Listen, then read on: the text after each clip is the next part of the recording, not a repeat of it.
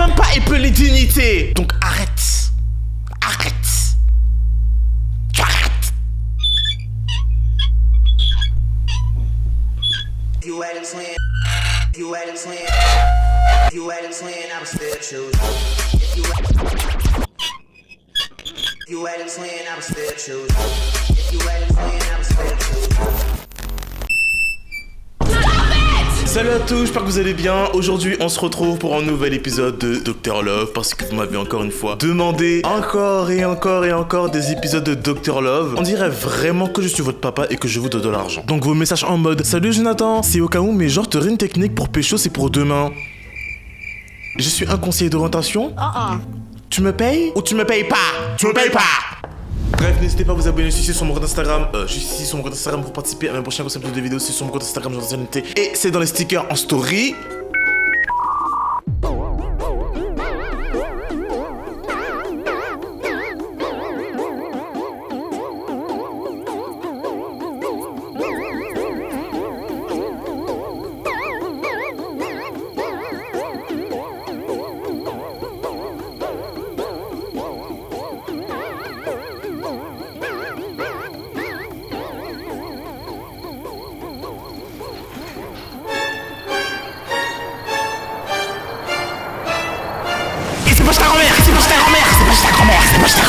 Je n'aime pas les introductions trop longues, c'est parti pour la vidéo. Bon, je vais mettre un coussin là parce que je vais pas attraper une scoliose pour vous. Alors, les disputes dans mon couple me fatiguent vraiment et je ne sais plus quoi faire. Ah, les disputes. Franchement, moi je suis un professionnel des disputes. D'ailleurs, pour ceux qui n'ont pas vu mes vidéos sur les disputes, c'est juste dans le petit i ici. Mais moi-même, je fais énormément de disputes parce qu'en fait, je suis le genre de personne qui ne laisse rien passer. Quand il y a un truc qui ne me plaît pas, je ressens quelque chose ici, là, en fait, une sorte de boule qui me fait mal et je suis obligé de dire ce que tu viens de faire parce que sinon je vais exploser.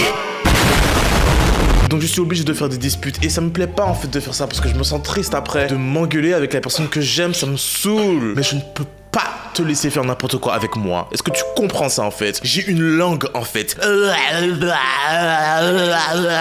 Cringe. Et c'est pour parler, et c'est pour ouvrir ma gueule quand tu fais quelque chose qui ne me plaît pas.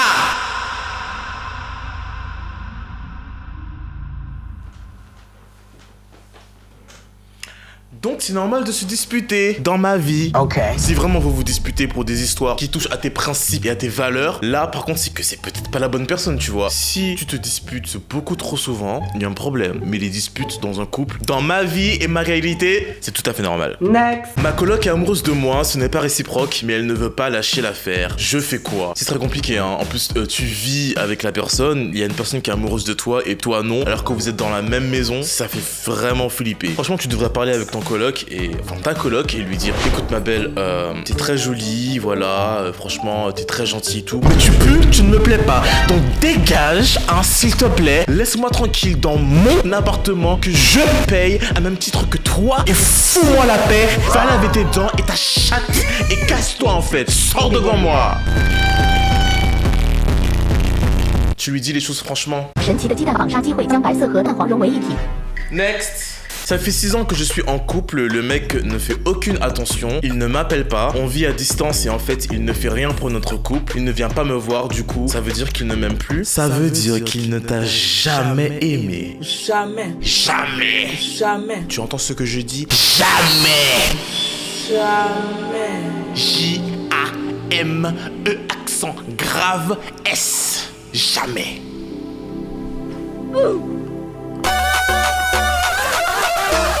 En fait, mon style de gars, c'est les renois et les rebeux, mais je finis toujours par avoir un crush sur un rebeu, comme là maintenant. Mais c'est un gros problème, car moi je suis chrétienne. Les rebeux chrétiens sont difficiles à trouver. Je n'ai jamais compris. Franchement, je suis vraiment désolé, les gars. Je sais qu'au niveau de la religion, vous m'en voulez toujours. À chaque fois que je parle de religion, vous êtes prêts à me tuer. Mais en fait, je comprends pas en fait. Tu vas chercher quelqu'un en fonction de sa religion. Avant de chercher quelqu'un en fonction de ce qu'il est, de ce qu'il représente pour toi, de ce que toi tu représentes pour lui, de ses principes, de ses valeurs, de son caractère, de sa beauté, de son charme, tu vas chercher quelle religion la personne a. Et en fait, moi je n'ai rien à foutre de ta religion. Je m'en fous de quelle religion tu es en fait. Je m'en fous de ta religion. Je pense que c'est déjà assez compliqué de trouver quelqu'un pour en plus rajouter un critère de religion. Bye.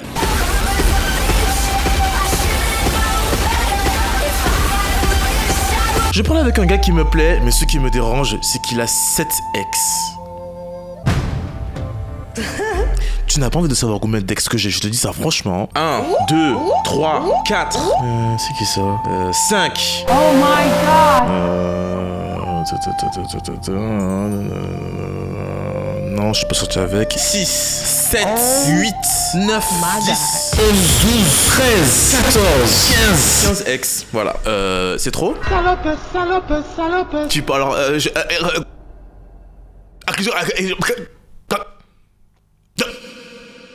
C'est trop. Vous avez des critères vraiment bizarres, la religion, le nombre d'ex. Ah, tu as couché avec combien de personnes? C'est quoi ton body count?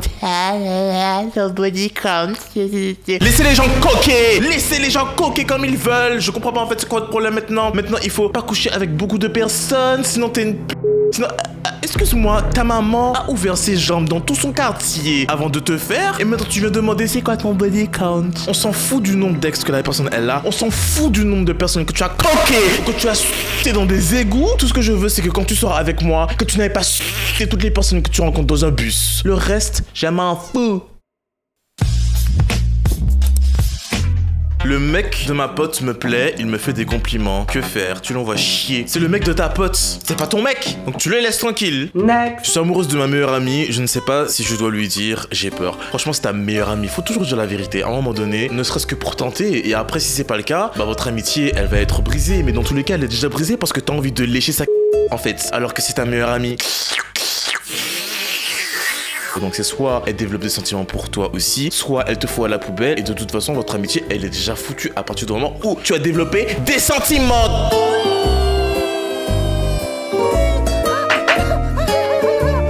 J'étais en bail avec un mec, mais si j'engageais pas la conversation, il n'envoyait pas de message. Moi aussi j'ai vécu ça et franchement, j'étais très content d'avoir dit à cette personne d'aller se faire voir parce que j'en avais marre à chaque fois d'engager la discussion et que cette personne-là n'engage pas la discussion. Je suis un animateur.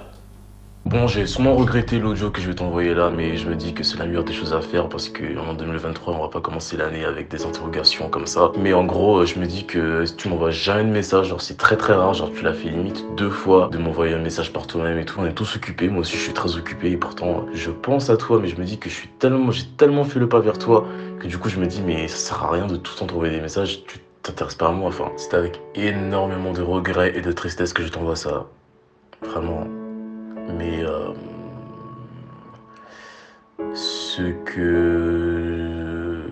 on va dire que je suis trop avancé dans ce que je ressens pour toi par rapport à toi. Donc du coup, vaut mieux arrêter. Parce que c'est peut-être pas le bon timing, je sais pas pourquoi pendant 2 ans on devait se voir, tu voulais me voir. Et maintenant qu'on se voit, tu n'es pas sur moi. Donc du coup, je me dis que vaut mieux qu'on arrête de se parler parce que j'ai pas envie de me concentrer sur toi alors que t'es même pas concentré sur moi, tu vois. Mais voilà. Je te dis ce que je pense. Je dirai toujours ce que je pense. I'm okay.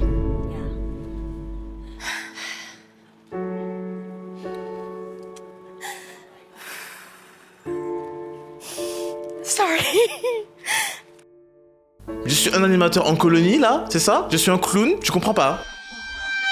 No, bitch. Donc non, je n'ai jamais étudié pour ça, je n'ai jamais passé mon BAFA pour être un animateur et pour t'envoyer des messages tout le temps. Salut, comment ça va? Quoi de neuf aujourd'hui? C'est quand qu'on se voit et tout? Et on est fatigué, moi j'ai envie d'avoir une personne qui fait des efforts pour moi. Je n'ai pas envie d'être tout le temps le gros souceur et le gros suceur qui va venir comme un chien qui demandait des os. On est fatigué.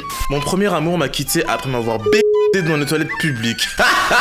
Première fois que tu baises avec lui, c'est dans des toilettes publiques. Un peu de retenue. Après, si c'était ton kiff, franchement, je suis pas là pour juger vos kiffs. Je suis pas là pour dire si vous êtes des sluts ou pas. Franchement, vous faites absolument ce que vous voulez, les gars. Mais les toilettes publiques, c'est vraiment quelque chose qui m'a toujours dégoûté. Donc je ne peux pas être ouvert d'esprit sur ça. Désolé, tu me dégoûtes.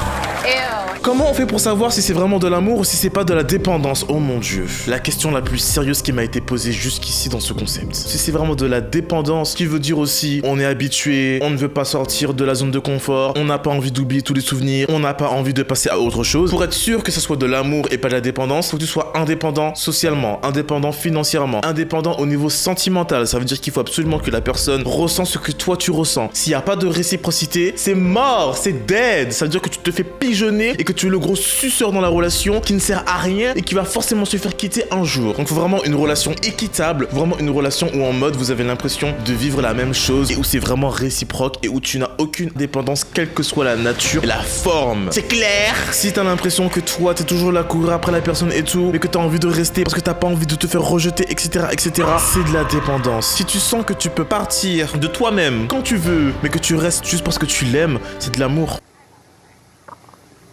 Ok. Coucou, ça fait 4 mois que j'ai rompu avec mon ex, je ne vais pas très bien. Oh.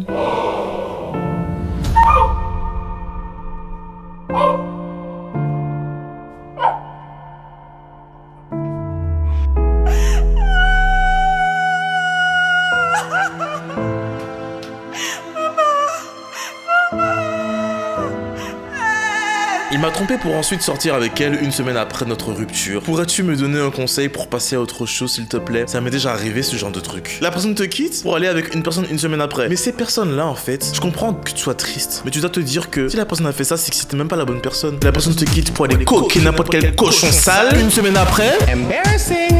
Si on est ensemble depuis au moins 5 ans et que tu me fais ça sans précédent, sans aucun indice, ouais, je serais surpris. Mais si tu me fais ça après 6 mois, honnêtement, je m'y attendais. Voilà. Même si je m'y attendais pas, je m'y attendais, au fond. C'est pas vraiment un problème, mais en ce moment, j'aime un mec, mais le problème... C'est un problème ou c'est pas un problème? Mais le problème, c'est qu'on m'avait déjà dit qu'il avait dit que j'étais moche.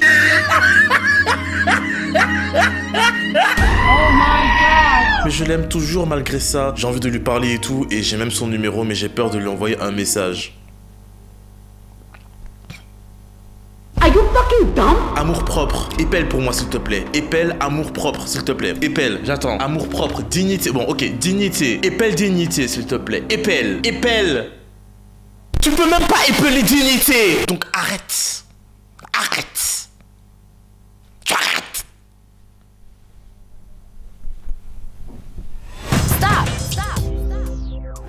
J'essaie de lui faire confiance, mais j'ai peur qu'il se lasse. Ça, c'est un problème qui est assez récurrent. Et pour que la personne ne puisse pas se lasser, vous savez ce qu'il faut faire?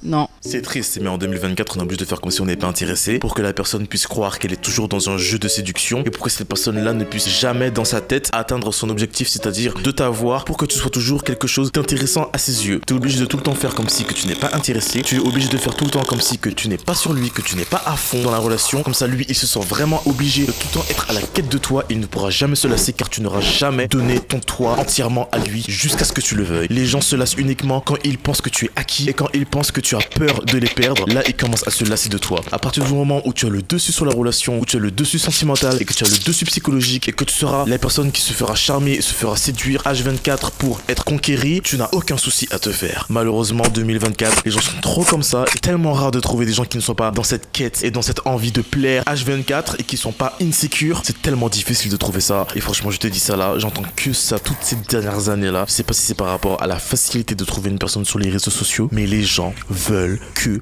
plaire, que flirter, que les gens veulent, Je suis en couple avec un gars, mais il m'a appelé 3 fois par le prénom de son ex.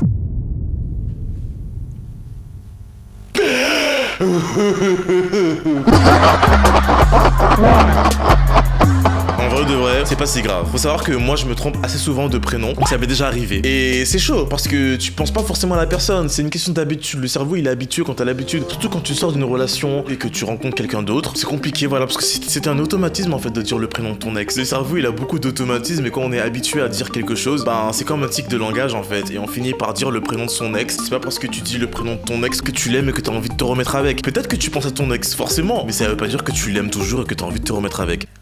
Ouh, j'ai l'impression d'être très intelligent aujourd'hui. J'ai un bon raisonnement. Mon copain m'a trompé, il va sur des applications de rencontres alors qu'il est en couple avec moi. Et je peux savoir pourquoi tu l'appelles toujours mon copain? C'est ton copain, mais c'est aussi le copain de Céline, Sandrine, Julia, Clémentine, toutes les filles de ton quartier. Je commence à tomber amoureuse de mon plan cul alors qu'il m'avait recalé parce qu'il me trouve trop grande pour lui. Pour moi, il y a deux choses qui ne vont pas là. Déjà, tu commences à tomber amoureuse de ton plan cul. Calme-toi, calme ta chatte, va mettre de l'eau froide dessus et concentre-toi. Deuxième chose, les mecs qui trouvent les filles trop grandes, c'est quoi votre complexe? Je ne comprends pas. Donc vous avez vraiment le cliché de la femme doit être plus petite, plus fragile, plus... Je suis une petite femme et j'ai pas beaucoup de force et j'ai besoin d'un homme grand, fort et musclé pour m'aider à porter les pâteaux et pour m'aider à faire les petits bricolages à la maison.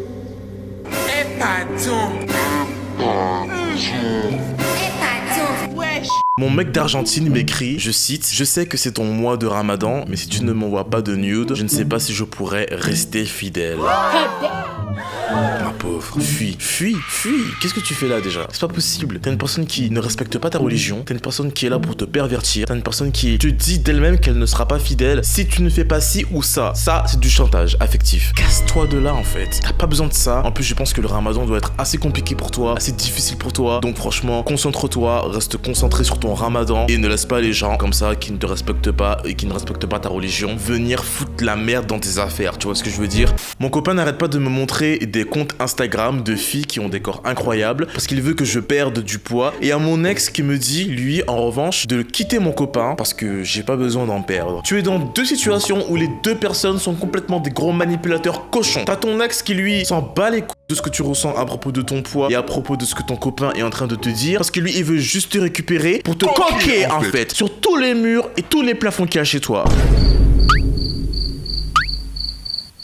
Ton copain actuel, lui, par contre, il ne respecte pas ton corps, il ne respecte pas ton ressenti. Même si il trouve que tu as du poids à perdre, j'espère que lui, il a un corps incroyable pour qu'il puisse ouvrir sa bouche comme ça. Parce qu'il y a des mecs qui sont dégueulasses. Non mais je tiens à le dire. C'est vraiment très sérieux, les gars. Vous êtes dégueulasse. Vous sentez mauvais. Vous sentez la sueur. Vous ne vous rasez pas correctement. Votre bouche pue. Ça me dégoûte. Vous avez aucun style, aucune confiance en vous. Vous n'allez pas à la salle, vous n'êtes pas musclé. Vous avez un petit bidon, vous n'avez même pas de fesses parce que vos fesses sont plates. Vous ne faites pas de sport, vous ne faites pas de squat, vous n'avez pas de pec, vous ne faites pas de skincare parce que ça vous fait peur en fait, parce que vous avez l'impression que si vous mettez des produits sur votre visage pour prendre soin de votre peau, que vous allez devenir gay. Et vous veniez dire aux femmes d'être comme ci, d'être comme ça, d'être belle mais au naturel, maquillage, mais pas trop de maquillage, perdu poids. Mais en fait, regardez-vous dans le miroir avant d'ouvrir votre bouche et allez brosser vos dents. Please, photo, please. Comment aller mieux après s'être fait rejeter? Honnêtement, c'est chaud. Je me suis déjà fait rejeter, je crois, mais je l'ai jamais pris personnellement. Je me suis dit qu'il y a tellement d'autres personnes à qui je pourrais plaire. Se faire rejeter par une personne, c'est pas trop grave en soi parce qu'il y aura toujours des gens qui vont te trouver beau. Tu seras bien content de les rencontrer. Tu seras bien content de tomber sur eux parce qu'ils vont te plaire tout autant. Il y a rien de mieux que d'une réciprocité dans une relation. Période. Mon ex m'a quitté parce que j'étais juive. Quoi, t'es plus juive? Il y a une date de péremption? Je comprends pas. Je vais te demander plus d'explications parce que j'aimerais savoir pourquoi ton ex t'a quitté exactement. Si c'était juste une excuse, parce que je comprends pas comment on peut quitter une personne juste parce qu'elle est juive, faut pas déconner non plus. En gros, si tu veux, avec toute ma famille, on fait des fêtes, etc. Bon, ma mère est juive, donc malheureusement, je le suis d'héritage. Malheureusement? Je comprends pas. C'est un problème d'être juif? Ok. Il faut savoir que moi, je me suis reconverti au christianisme comme mon père et donc je porte la croix, etc. Ok, donc elle était vraiment juive avant, genre. Ensuite, par rapport à mon ex, ça se passait déjà pas bien au moment où il m'a écrit ces messages, c'est-à-dire qu'on se disputait souvent, etc. Et je l'ai présenté à mes grands-parents et tout, sauf qu'un vendredi, il m'appelle, mes grands-parents, et j'étais avec lui et dès le début de l'appel, ils ont dit Shabbat Shalom. Donc cette discussion, on l'a eue quand ils étaient rentrés de ce jour-là ensemble. Enfin bref, pas une grande perte. J'ai rien compris, je n'ai rien compris, Shabbat Shalom, j'ai rien compris, mais en tout cas tout ce que je retiens c'est que ton ex il a utilisé comme prétexte le fait que tu sois juive pour te quitter, mais je pense que la raison principale c'était que ça ne matchait plus entre vous deux, tout simplement. Et en quoi c'est un problème d'être juif? J'aimerais vraiment savoir. Être juif n'est pas un problème en soi. Cependant, historiquement, les juifs ont souvent été victimes de discrimination, de persécution et d'antisémitisme dans de nombreuses parties du monde. Cela peut créer des défis et des difficultés pour les personnes de cette communauté, tant sur le plan personnel que social. Je suis trop moche, Jonathan. Jonathan, j'en peux plus, aide-moi. Quand tu sauras écrire Jonathan correctement, je vais venir t'aider. Pour l'instant, tu peux aller prendre une pelle et aller t'enterrer vivante. Merci, au revoir.